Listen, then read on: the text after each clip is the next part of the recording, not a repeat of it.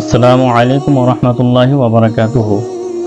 আপনাদের সম্মুখে উপস্থিত হয়েছি আরেকটি হাদিস শরীফ নিয়ে, যার অর্থ আপনাদের সম্মুখে পেশ করছি। আন আনাস রাদিয়াল্লাহু তাআলা আনহু قال, হযরত আনাস রাদিয়াল্লাহু তাআলা আনহু থেকে বর্ণিত, তিনি বলেন, মাররান নবী সাল্লাল্লাহু তাআলা আলাইহি ওয়া আলিহি ওয়াসাল্লাম বিইমরাতিন তাবকি ইনদা কবরিন। নবী পাক সাল্লাল্লাহু তাআলা আলাইহি ওয়াসাল্লাম এক মহিলার পাশে দিয়ে গেলেন, যে মহিলা একটি কবরের পাশে কান্না করছিল। যখন নবী পাক সাল্লাল্লাহু তাআলা আলাইহি ওয়াসাল্লাম তাকে দেখলেন যে কান্না করছে, তাকে বোঝাতে লাগলেন এবং বলতে লাগলেন, ফাকাল ইত্তাকিল্লাহ ওয়াসবিরি,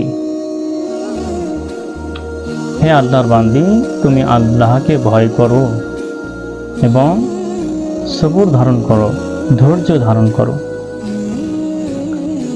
ফাকালাত, ওই মহিলা বলতে লাগলো, ইলাইকা আন্নি ফাইন্নাকা লাম তুসিব বিমুসিবাতি,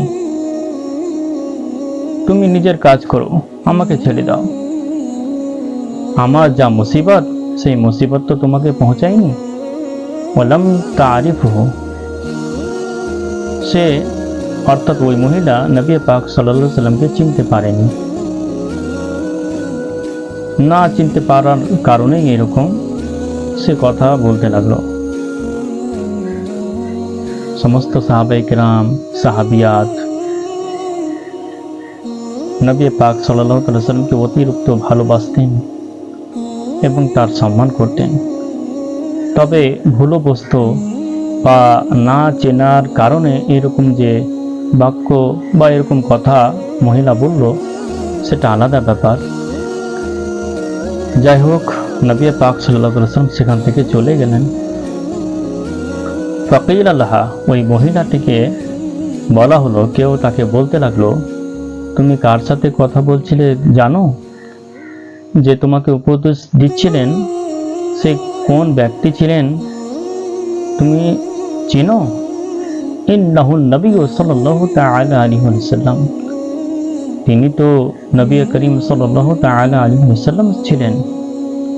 ফাআতাত বাবান নবী সাল্লাল্লাহু তাআলা আলাইহি ওয়াসাল্লাম, ওই মহিলা যখন জানতে পারলো যে তিনি নবী পাক সাল্লাল্লাহু আলাইহি ওয়াসাল্লাম ছিলেন, আমি তো জানি না, আমি তো বুঝতে পারিনি, জানতে পারিনি, সে ক্ষমা চাওয়ার জন্য বা আবার রাসূল পাক সাল্লাল্লাহু আলাইহি ওয়াসাল্লামকে সন্তুষ্ট করার জন্য, দেখুন সাহাবিয়া, এর ভালোবাসাই দেখুন বা এর আমলটাই দেখুন, যে হয়তো আমার কথার মাধ্যমে যে ভুল হয়েছে, সেই ভুলের কারণে নবী পাক সাল্লাল্লাহু আলাইহি ওয়াসাল্লাম অসন্তুষ্ট হন বা আমার থেকে নারাজ হয়ে যান, তাহলে কিন্তু এটা আমার জন্য ভালো হবে না।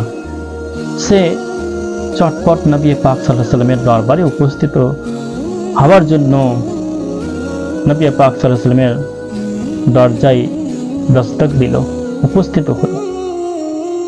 ফালাম তাজিদ ইনদাহু বাওয়াবিন, যিনি দুজাহানের বাদশাহ।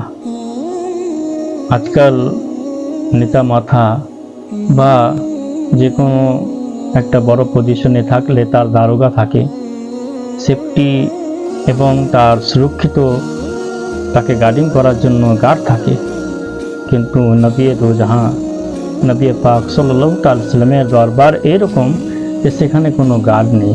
এই জন্যই এই হাদিসে পাকের মধ্যে বলা হলো যে ফালাম তাজিদ ইনদাহু বাওয়াবিন, সে ওই দরবারে কোনো দারোগা পেল না।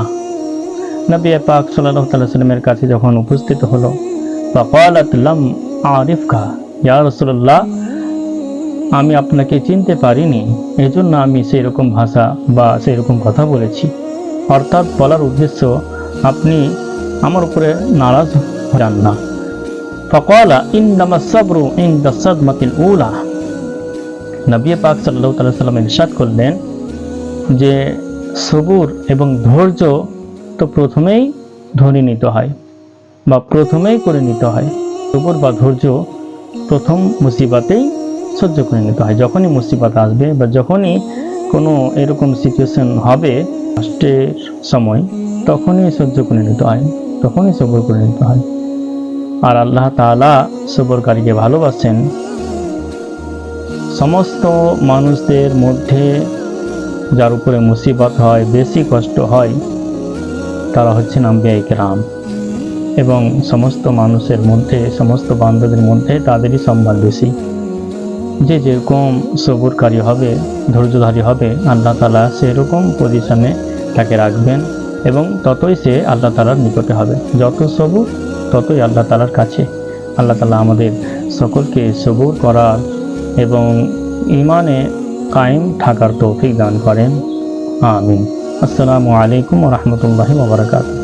রাসূলুল্লাহ সাল্লাল্লাহু আলাইহি ওয়াসাল্লাম ইরশাদ করেন, পৌঁছিয়ে দাও আমার তরফ থেকে যদিও একটা বাক্য হয়।